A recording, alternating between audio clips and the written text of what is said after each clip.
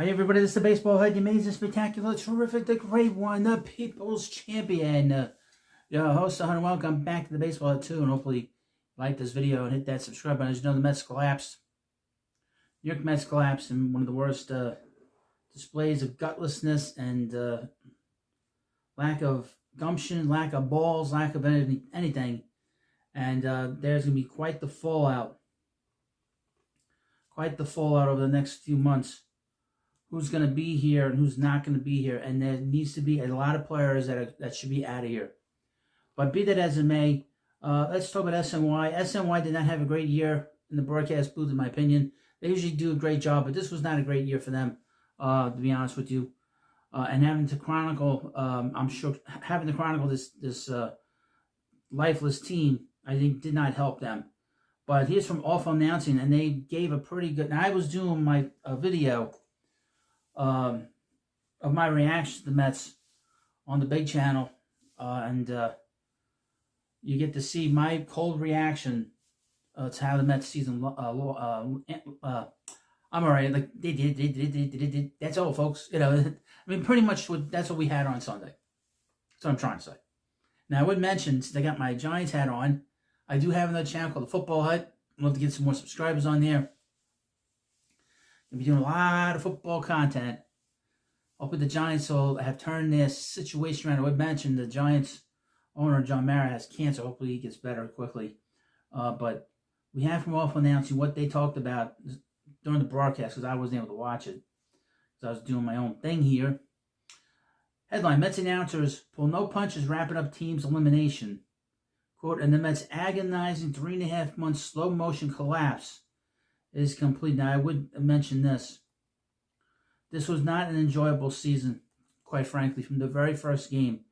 I don't know why that was. It just wasn't. It just wasn't. Entering the final day of the MLB season, two things needed to occur for the New York Mets to make the playoffs. They needed to win, and the Cincinnati Reds needed to lose. While the Reds lost to the Milwaukee Brewers, the Mets fell short against the Miami Marlins.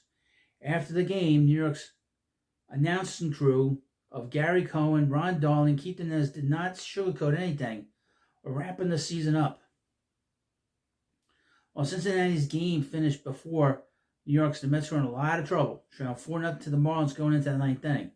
With one out and a runner on second, Francisco Lindor hit into a 4-6-3 double play, ending the game and New York's season.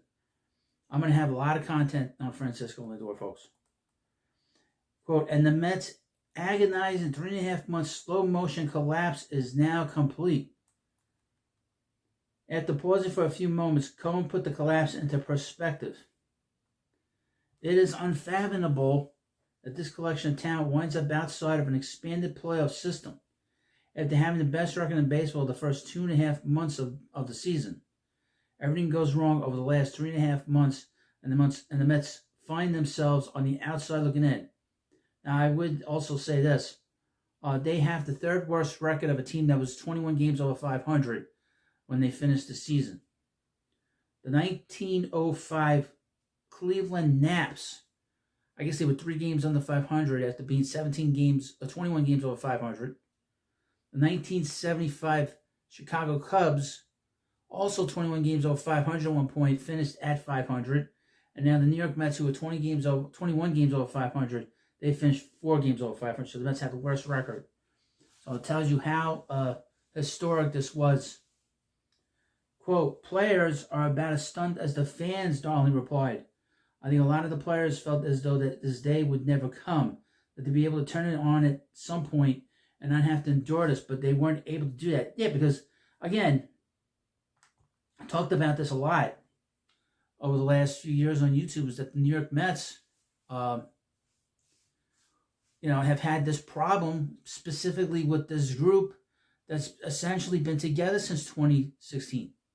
Since 2019. So this is a major problem, that the Mets have, where they completely disappear as a team and as a franchise. We saw that 2 years ago.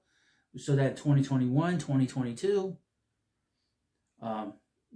That's what they go through. Quote, well, you got a Marlins team down in 2007, 2008. We don't have to remind Mets fans that have done this. said Hernandez. They took 2 out of 3 here. The Mets took the series they're in. They didn't do it. So the Marlins once again do the Mets in, and this has got to be just so heartbreaking, disappointing for the players, but they didn't get it done. You know what? F the players, quite frankly. It's all on them. They can go F themselves. You know, Steve Cohen had asked us to support the team, go to the ballpark, root the team on. We did our part. He did his part. These stupid fucking players didn't do their part. They didn't do their part. They just didn't.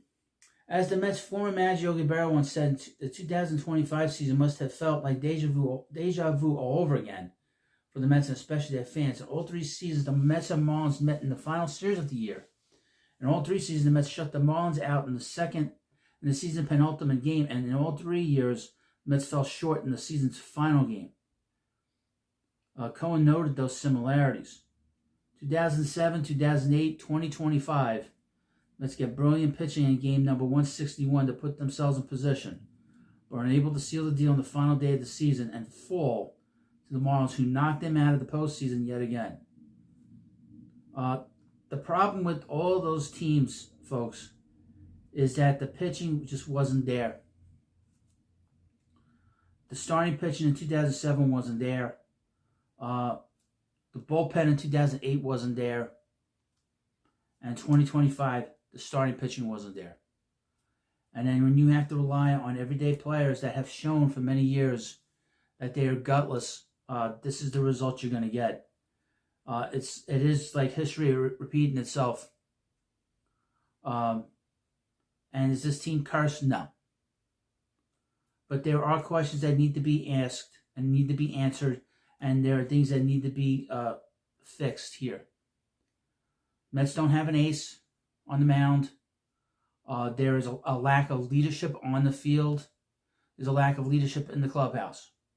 That was sort of brought up over the last month or so between what Juan Soto said about Starlin Marte being the leader on this team and Jose Iglesias saying that he was missed in that clubhouse. JD Martinez was missed in that clubhouse, and Jose Quintana was missed in that clubhouse. So all these different things adds up to a bad mix and a bad stew for the New York Mets. Now, over the next few months, we're going to dissect this club. But there need to be moves, there need to be things that need to be accomplished, or otherwise we're going to have the same problem. If the Mets don't take a long, hard look on some of the players that have been here for all these years, we're going to have the same result year after year after year. A long look has to be looked at Francisco Lindor. Can you move him? Also, can you move Brandon Nimmo? You're going to have to eat a lot of money, but you get them out of here. They're great guys, but they're not winning players. Especially when it comes down to it. And that has a lot to do with Lindor. It's funny, I was on his back for all these years. Everybody's coming after me now. Everyone's coming towards me now to where I was. And I've been off his case for the last year or so. But we're gonna start hitting him hard. I'm not happy with this situation. And his production is going to start to decline now because of his age. He's going to be 32 in November, and that's something we have to look at. And I'm going to talk a lot about that over the next couple of months. We got plenty of time here. Plenty of time in the month of October coming up, since they did not do what we asked them to do. But again, Steve Cohen put the money into the team. He asked the fans. He asked us to go to the ballpark, support the team, give our support, a full throttled support. We did that. This group of players didn't do that. They didn't give back. They didn't play hard enough. They didn't come through when they needed to come through. And the bottom line is that they're going home, and that's it. Well, you let me know what you think about this video. And, of course, please subscribe to the Baseball Head 2. And I'll see you later.